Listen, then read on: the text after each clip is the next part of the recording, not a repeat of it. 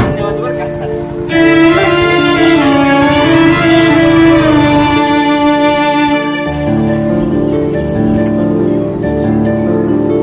काय मग बाकी?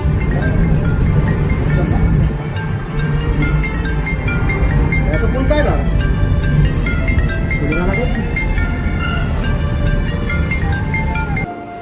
हॅलो, कुठे नेते? आहे की इथंच, बोल की. काय चाललंय? काय नाही बाबा, निवांत. होय. बोल बाकी. अरे पुण्यात आलोय.